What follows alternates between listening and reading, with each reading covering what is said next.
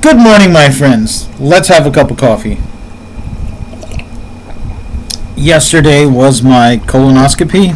I'm fully recovered, and I think the drugs they gave to sedate me have worn off, and I'm feeling like $1,000,000, all right? And a clean bill of health. So, I'm going to respond to a video that Angry Astronaut made, and where he was talking about the government whistleblower. I think the guy's name is Grush or Grush. Not 100% sure in his pronunciation, but he was impressed, as I was. First of all, the guy is a very well-regarded, high-ranking person comparatively in the military hierarchy, and on top of that, on top of his decades of military service, he also testified under oath in Congress, which means that if it is discovered that he perjured himself on any account of what he said, it's a felony. He could be put in jail. His military pension could be taken away or greatly reduced, and his testimony will be struck, and his reputation will be ruined. So this is not someone casually reporting something, okay? This is not, I heard this. He testified under oath in Congress, and he was suggesting that Congress requisition some of the classified information and act on it. It is not a trivial act of his, and it is not without some great risk. Now, I know, of course, it is possible, conspiratorially thinking, yes, he could be commanded by the government to do this. He could be commanded. Think about this for a second. People are like, it could just be a plot. All right, what would the plot have to be, and how likely is this plot that there is a secret government agency that keeps purposes for nefarious reasons, hides it from the public, hides it from our elected officials, and takes dangerous, what he says, he's describing a dangerous inaction on this potential game-changing, possibly threatening presence. And so what they're going to do is in order for this plot to be true, they're like, okay, what we want you to do is we want you to fake threatening to expose us, but you're actually exposing us because we no longer want to be secret, but we don't want to just come out and say we don't want to keep the secret. We want you to go to Congress and have them force us, and this is just us pretending, force us to release these secrets, and we're going to pretend to be forced to release the secrets, and as we're doing so, we're going to risk all kinds of legal action. Folks, that is such a roundabout, costly, and cantankerous way of releasing secrets that, it would be less costly to them in terms of like who could get fired and whether whatever agency or agencies is keeping these secrets could be abolished, broken apart, supplanted. It makes no sense. Occam's razor would say, no, he actually has discovered data that was classified, and he knows that he can't declassify it himself, just like President Trump can't just think about declassifying something and poof, it's declassified. You have to go through processes, right? And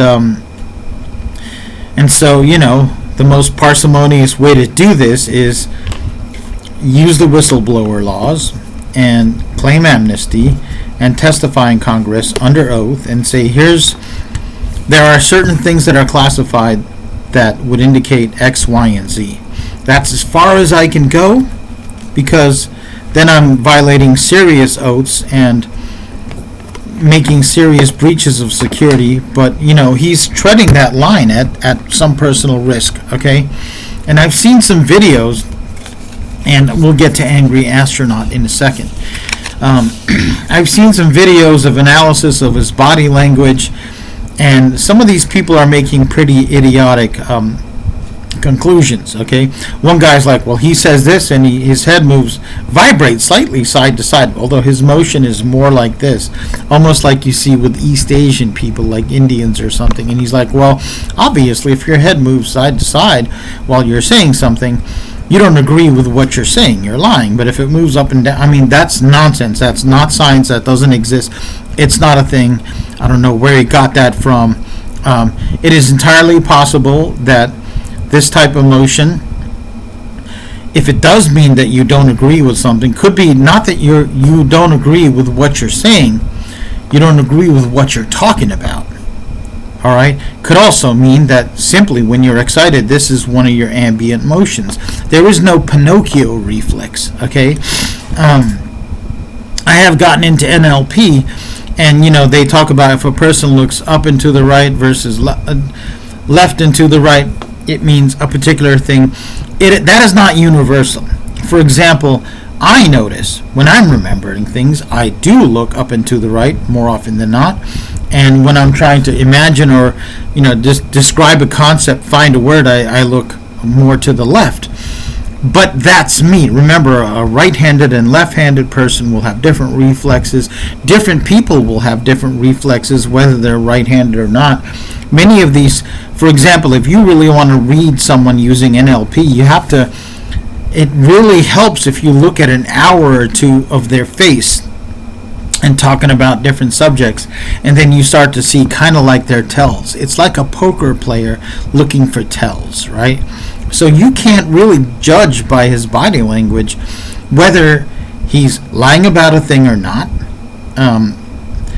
whether what might be causing cognitive dissonance or agitation in him is what he's saying about a thing, or the thing that he's saying something about, or the context. Because being interviewed on national TV about a whistleblowing event that you testified in front of Congress on will cause lots of potential tension, agitation, nervousness, emotional responses, and they may vary over time. So let's be aware of that, okay? Let's not just assume that we're going to tell just by looking at the guy whether he's lying or not, or whether he's positive or against something, because it could be, yes, he could be feeling positive or negative emotions about what he's saying, or he could be feeling positive or negative emotions about the subject that he is talking about. Okay, I could be like, let's say I like dogs. I could be like, I like dogs, and people could be like, he's lying. Okay, in that case it would be true. But what if I really don't like dogs? I'm like, I don't like dogs. Dogs are bad. I mean, I'm telling the truth in that case, but I just don't like dogs, and I have a negative head shake. And some people kind of like get agitated and, yeah, hey man, right? It looks like they're positive against something. I don't really like the military-industrial complex. No, that's just his ambient body language. So Angry Astronaut, like me, thinks that there is something to this man's testimony, and that he is a credible to semi-credible witness, and he probably really and truly has read the documents stating the things, and has talked to people stating the things that he's talking about. Remember, if I tell you I saw a dinosaur the other day and there were flames coming out of its nose, and if you were to say, I talked to Belita, he said he saw a dinosaur the other day and there were flames coming out of his nose, you're not lying. You're telling the truth about what you heard from me. I may be lying, or I may be mistaken. You understand? If you just repeat what is said without qualifiers, for example, I go to you and I say, I saw a dinosaur the other day. Flames were coming out of its nose. And you say, I talked to Belita the other day. And he has this crazy story, which I don't believe, which doesn't sound credible. He said he saw a dinosaur with flames coming out of its nose. That's impossible. Flames, Now you're putting qualifiers on it. Now, let's say, on the other hand, you're like, Belita, I know this guy for years. He never lies, ever. He's such a credible witness. He knows science. If he says he saw a dinosaur with flames coming out of his nose, either he saw one or he saw something that looked just like it, and he's honestly telling it. You see, those are qualifiers. So I believe what he's doing is most of what his testimony is, he's giving a lot of accounts of things he's read or heard without negative qualifiers, or with some neutral and some positive qualifiers. Something has caused him to want to step out of the relative safety of his life and a career that hitherto has been pretty good, pretty prestigious, unmarred, and risk his lifetime reputation and potential legal punishment by talking under oath in Congress. All right, it's a bit of a serious thing, my friends. So now, Angry Astronaut talks about, these objects, often globular, saucer-shaped, and there are other shapes that I'm beginning to learn about, triangular, pyramidal. There are some cigar shapes, which those at least make more sense. They have a front and a back. There could be a drive in one part. There are big delta wing type things like the Phoenix Lights were supposed to be. And I've even heard of star-shaped and polyhedrons, like, what look like D&D dice, for lack of a better description, okay? And he said, one possibility is the magnetic drive, which I've talked about, and he gave a little more details, and he said using superconductors, you create your own magnetosphere, your own magnetic field. If you ever held a magnet, you're holding a magnetic field, okay? And he said if you had superconductors 20 times as efficient as the best superconductors on Earth that any technology has been able to produce, you might get some of these power effects. And he said one possibility is you could go from here to Jupiter in 3 weeks, which is miraculous. Okay, that would be miraculous. So he doesn't talk too much about what would power it in order to create a magnetic field. All right, you need some type of electricity. Needs to be generated. It can be generated by a gas engine. It could be generated by nuclear fission, nuclear fusion, antimatter, and beyond there you're getting into extreme speculation. No one's ever held dark matter, strange matter. No one's ever found a way to take energy from a potential alternate universe or dimension, and we don't really know what that would look like. All right. I've even heard of, what about a quantum black hole, the size of a pinpoint, somehow contained in some type of field, magnetic field? But that's wild speculation, because at that point, you're building upon a theory of something that might exist in the real world or in our current state of understanding, given that I am not privy to what's going on in the top research in physics, okay? But that's just me trying to logic my way through this, all right? Angry Astronaut makes a really good case that if any of his claims are true, then we have a severe need to investigate them, and beyond that, that this level of witness, this level of testimony is unprecedented in the history of the topic, okay? And things like this, plus the Navy disclosures, plus the pilot testimonies, plus the NASA footage, plus the governmental investigation, plus Luel Sanda. You put it all together. Again, I like this word. I'm starting to use it more. Consilience of data, consilience of information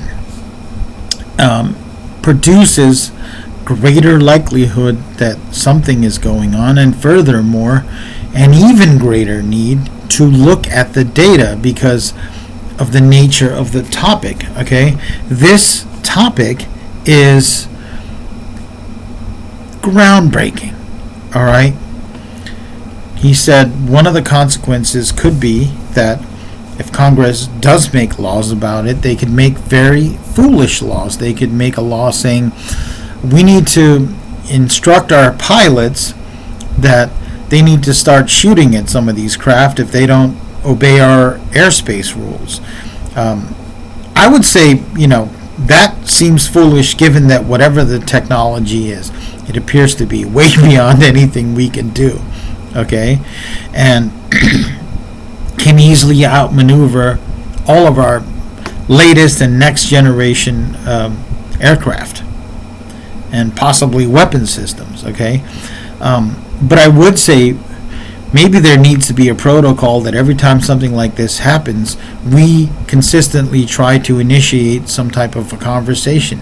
Now, I'm going to caveat this. First, I need a drink. My throat's getting dry. Excuse me.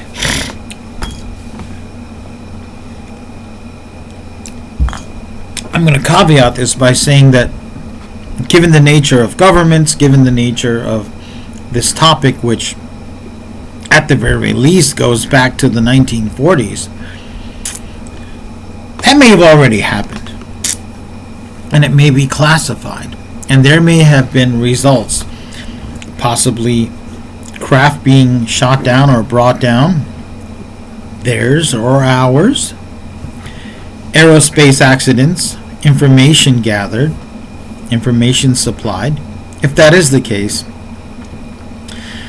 let me explain how serious that would be. That would mean that there is a foreign entity, and it wouldn't matter if this was a small island filled with people living in a hunter-gatherer or possibly hunter-gatherer agriculturalist society, or an advanced nation state, or an advanced alien civilization, or an indigenous crypto civilization, right? That would mean that a branch of our government, an intelligence agency, a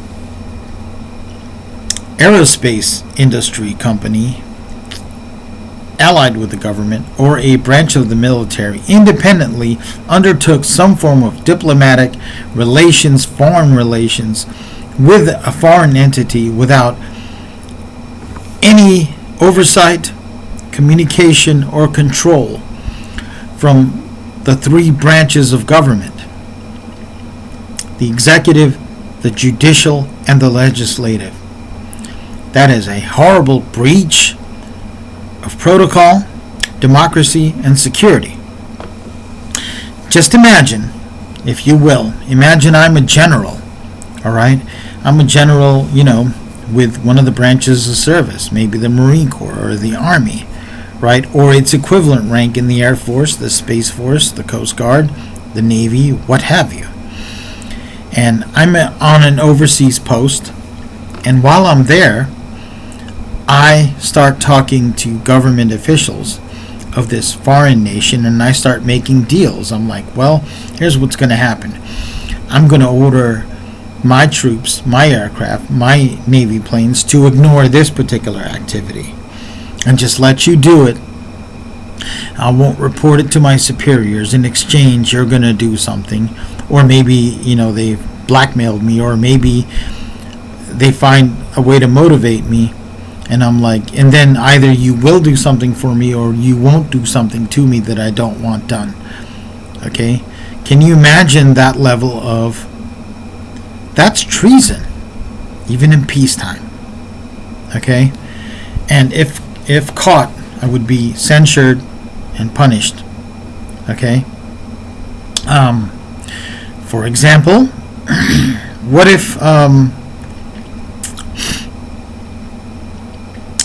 what if there was an incident, and again, I'm the general, and something happens to where I'm in control of a military base, and there is a local separatist group, and I engage with them, and I fight them, and I suffer casualties, and I inflict casualties upon this enemy group, and then at some point, this happens quickly, something happens to where I communicate with the leader of that group, and we independently come up with a peace treaty, and I'm like, here's what's going to happen. I'm not going to report this. These casualties are training accidents. I'll, drum up some false charges, and, we'll just go along our merry way. Again, that would be treason too. And that would also be a usurpation of power, right? This general wouldn't be a general for very long, would I? Right? So we have to find out what's been going on. There could be all kinds of things that both the Angry Astronaut and I am talking about that have already happened. And if that's the case, we need to know. That would mean that the United States and possibly the world has terms and conditions that no one's been informed about, that we are expected to live under and comply under. And if that's the case, we need to renegotiate, because first of all, no one independent agency, no CIA, no NSA, nothing like that, no Marine Corps, no Army, no Air Force can speak for the entire nation. No commander. And no one nation can speak for the entire world. Okay? So that would mean we need to get that information, and if it doesn't exist, we need to create that information. Angry Astronaut talked about we don't want to start an interstellar war. That would probably be suicidal. I agree. If they have a magnetic drive, a neutron drive, or something like that makes them capable of traveling all around, not just this planet, but the entire solar system, all they need to do is get to the asteroid belt and just start nudging rocks in our direction and accelerating them. Okay? That would be catastrophic. Might not wipe out all life on Earth, but they could definitely wipe out our military capabilities, our industrial capabilities, and the multiple civilizations that make up global civilization, right? So we need to take conscious control and action over these things, and we need to look into what he's saying, what this whistleblower is saying, and figure out what's true, what's untrue, or did he misunderstand things? Either way, it's going to provide the nation and the public with useful, actionable information. All right? So, Angry Astronaut, I do want to thank you.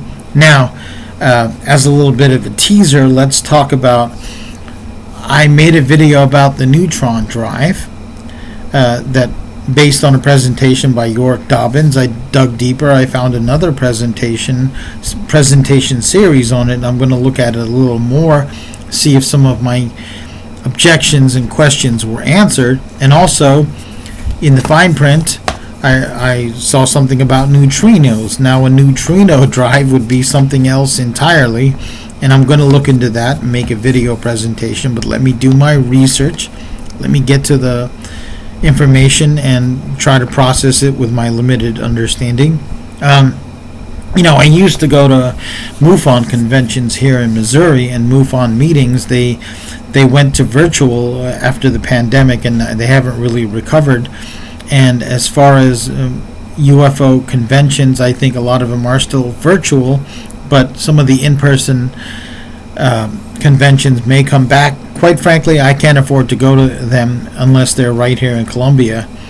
And I would love to travel to more of these things and report on them and respond to them. For that, I would need some form of a sponsor. So If you are in the field and you are doing one of these conventions, I mean, I just need travel, room, and board, and I'm even willing to volunteer at the event, do security. That's what I did here in Colombia. I was part of their security detail and helped usher people in and out. Gladly do that for you, but can't go to these things myself. Or if you are a type of person interested in the topic and you have the means, contact me, support me. I will dig deeper in this topic and other topics if you want. I have a Patreon page and I have a PayPal account, and those are ways that I can be supported and directed towards certain topics, okay? And otherwise, hope you all have a wonderful day.